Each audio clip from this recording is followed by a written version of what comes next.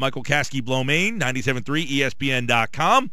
We'll get his take on the first day. Jerryd Bayless is in the fold, Michael, and I want to get your opinion on whether or not you think that's a smart move for Bryan Colangelo in his first free agent signing. Yeah, I do, Mike. I think it was a very smart move, especially considering the parameters of the deal and in relation to some of the other money that's getting thrown around the league today. When you see Evan Turner getting $70 million, you know something's going crazy. But no, I think Bayless fits the Sixers' needs really well. He gives them that, the veteran point guard presence they were kind of looking for. And he'll fit nicely next to Simmons because he's a point guard. He can bring the ball up the floor, but he also he's played some shooting guard throughout his career, so he can also play next to Simmons and spot up and hit some shots. Yeah, now, I mean, he's 6'3". He's not like a big, tall guy, but as you said, he can play off the ball a little bit, and I guess he can kind of be that bridge to allow Simmons to kind of, he can handle the ball a little bit, but he can almost go off at times to let Simmons kind of take that role. Yeah, absolutely. He's perfect for that. Like you said, he can kind of, take second fiddle there and let Simmons be the one that orchestrates the offense. And he is he's a respectable enough shooter from deep that, the defense has to respect him. So it'll work to, spread the floor and open up the lane a little bit for Simmons to operate. So it's a nice fit. He's obviously not, like an all-star caliber point guard or the point guard of the future by any means. But, for the time being to fit in on the current roster next to Simmons and, some of these other young guys on their first years, it's a nice pickup. Better than bringing Ish Smith back? I liked Ish a lot, and I was sort of surprised that the Sixers kind of just basically let him go. I do think Jerryd Bayless brings a little bit more to the offense overall. I think or not just the offense, the whole team. I think he's a little more consistently reliable from deep. I think he's a little bit better at taking the ball to the basket. So I think, they're definitely comparable players, but I don't think. I think losing Ish and then picking up Jerryd is a fine move. All right, so did they let Ish walk, or did they not have any interest? I mean, what happened there? It seemed like there were some reports that he thought they were going to call. They never really did. Were they just not interested in bringing him back, or did they let one slip through the cracks here?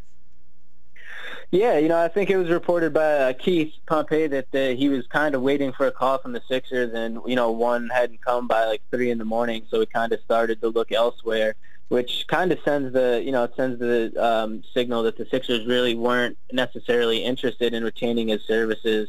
They let him go once already last summer, and then, they brought him back. It doesn't seem, he did a fine, like a commendable job while he was here, but I just don't think there was necessarily long-term interest in him within the front office.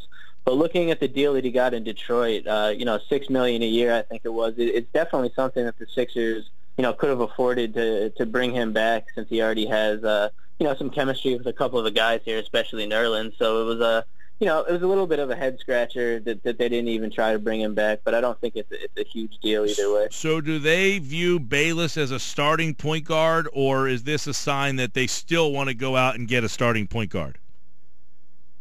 It's tough to say. If I had to guess, I think they still would like to, add some more guard talent to the roster. Like I said, I think Jerryd Bayless he's a great guy to, fill in for the time being, but he's certainly not an all-star caliber guard. And with having him and T.J. McConnell being the only 2 point guards on the roster, it's definitely not the best duo in the league. I'm not sure if they'll try to address that immediately right now. They could still, as we were talking about the other day, they could certainly still make a move with Okafor and Nerlens to try to pick up a point guard, via trade this offseason, or if they wait till, the trade deadline. It's certainly something they'll have to address. But I think for the time being, if they didn't add anyone else, I think Jerryd Bayless could man the starting spot for the time being. You a fan of a Rubio deal? It depends what the parameters would be. He can certainly, get everyone involved in the offense. I'm not exactly sure how he would work with Simmons, considering he's a guard that's pretty ball dominant. In order for him to be effective, he likes to have the ball in his hands and make plays for others. So I don't know exactly how the fit with Simmons would be. I don't think he would be necessarily a guy that I would be lining up to trade either Okafor or Noel for. You sending Noel to Toronto? No, certainly not. Keeping him in the country.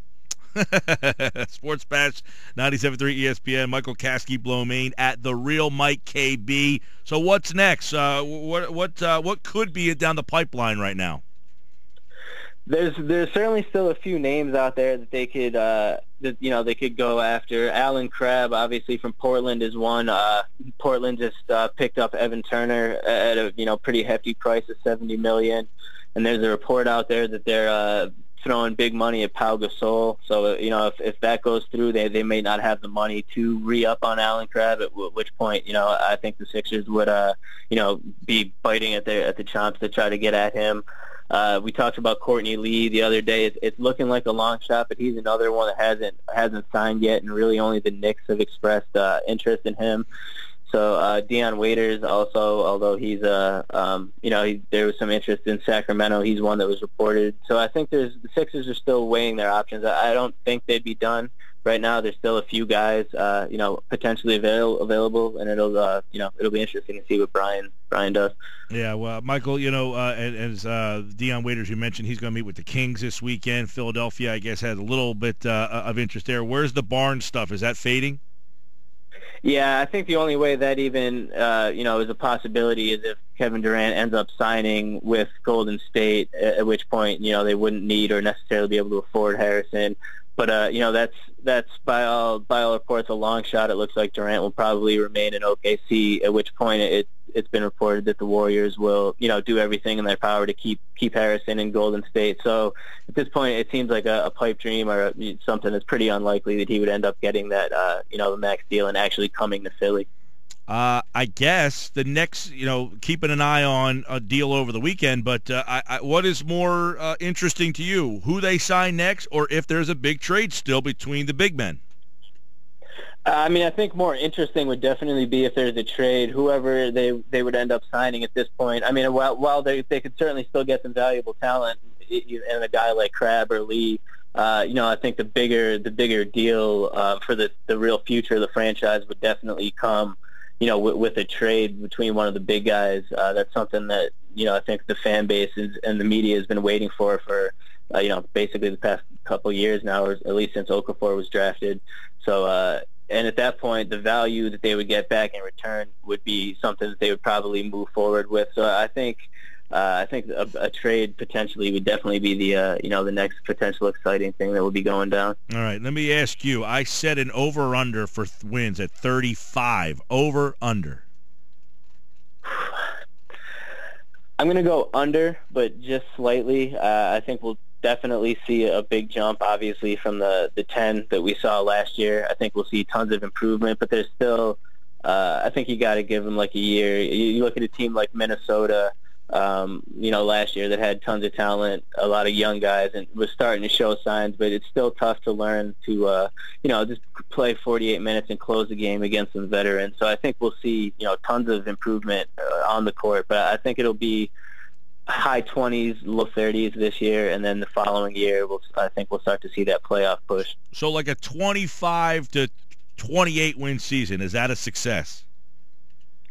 Yeah, I would say that's a success, depending on the actual product on the court. I don't think it's necessarily fair to judge it just based off on the record. If we see a Ben Simmons that is showing signs of being a potential stud, if is able to get out there consistently and be productive and not get hurt, a couple of the other young guys show potential, even if the team only wins 20-some games, but there's obvious signs of progress and development among the key pieces, then yeah, I think it would be considered a success. Yeah, that's the key right there. If they get through a year and Embiid makes it through, that's a success. Even if they won 12 games, you probably would say if he makes it through a year and then comes back for a full year next year, that might be a success that you're looking for. Michael Kaskey-Blomain, enjoy your 4th, pal. Thanks, Mike. You too, man. Have a good long weekend.